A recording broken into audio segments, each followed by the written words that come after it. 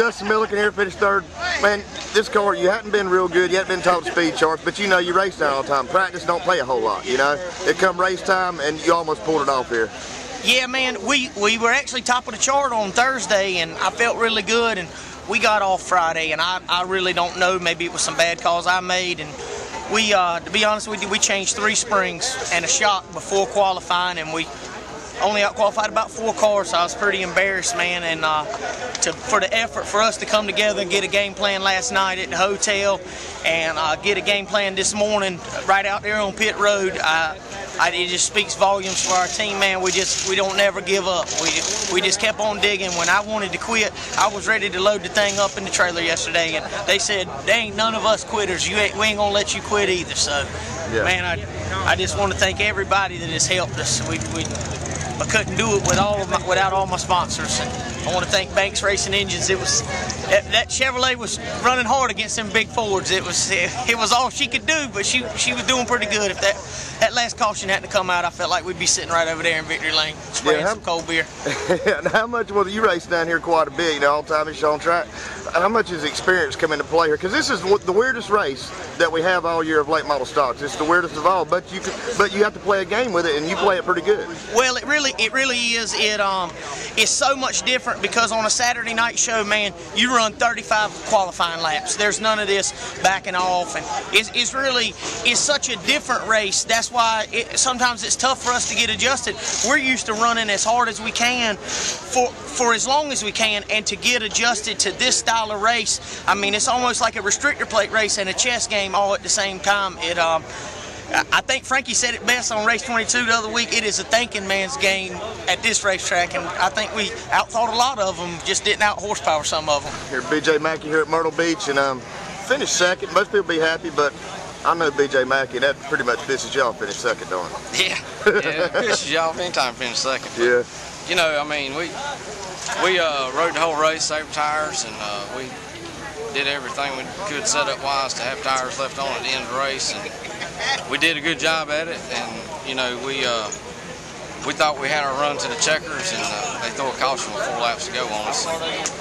I've been driving at a 2 the whole race, and I was driving at a 12, you know, to that caution come out, and I used the rear tires up, and on the restart with green-white checkers, Garrett got in the back of me over there. I couldn't get grip off the corner. Running us up the racetrack, we held on for second, and first loser, but you know, we'll hopefully the opportunity exists. We'll be back one day. Yeah, that was bad. So I looked down the back straightaway. I'm in 1 and 2, and I looked, y'all 3 wide with you in the middle going into 3, and that kind of limits your choices there, don't it? Oh yeah, yeah. I mean, all I could do is just drive it in there on the outside and hope it stuck. And it did. It wasn't enough to get up beside Garrett, but it was enough to hold on for a second. So you know, we still salvaged best finish we could, and that's about it. I mean, we just went too early, basically. Yeah. So. But this is a good run for this Barber car here. I mean, y'all meshed together really well with this thing here. Yeah, man. I mean, it's just, you know, we work hard at the shop. That's where the races are won. We study these things all the time. I know a lot of other people do too. You know, I knew a big crowd of cars went too early in the race. They come back to us pretty quick, but you know, I mean, that was probably, as far as tire preserving, that was probably the best race I ever drove for that, because I'm usually not very well at that. Yeah. We were in position to win, and still went too early. So.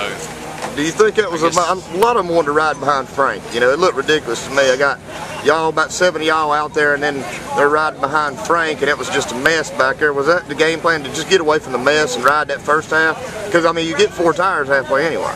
Frank who? Well, that guy drives that 5 car. Oh. No, I don't know. You know, I mean, Frank's good here, and he's very good at tire preserving, and I wasn't about just to drop back and follow somebody else and learn off of them. I mean, I learned on my own how to do it. I just drove the car to where it felt balanced. I didn't drive it in where it shoved the nose, or I didn't kill it off the corner. Yeah. Whatever time it ran like that is what we ran the whole race, and we were still running that at the end of the race, and that's what you got to do.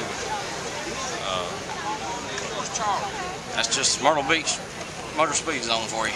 All right, Garrett Campbell, you won the big race at Caraway. Now you're superstar, man. Won at Myrtle Beach. Tell me about it. Oh yeah, man, it was awesome. You know, I just saved my tires there the first half, and 25 to go I went, and second half saved my tires for 100 laps. The last 25 I went, you know, and really that last lap move was awesome, man. I knew that it was going to be to our advantage to start on the outside because that car had been working really good up there, and everybody else, when you got above them, they'd pinch them down and get them loose. So, you know, went down in there, Milliken went low, and just sailed it around on down past them, man. It was awesome. Just like to thank everybody who got me here.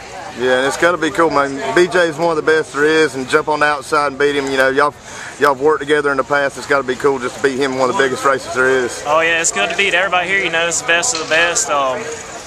Really had a good car. I'd like to thank Greg Marlowe and Danny Cox, Pig Wire Wiring Harnesses, G-Force Transmissions. Yeah, how nerve-wracking is this thing, man? Because you can't go wide open, you know? I was more nervous coming out here this on lap 126. I was like, man, this is, you know, we got to have the same thing happen again. What's the chances of that happening, you know? And I don't know, it played out in our favor. Yeah, how lucky were you to get that caution there at the end? Oh, that was great. That was big because I was going as hard as I could and I wasn't gaining no ground on them. So on this restart, I was like, you know, we might not have anything for them, but we did.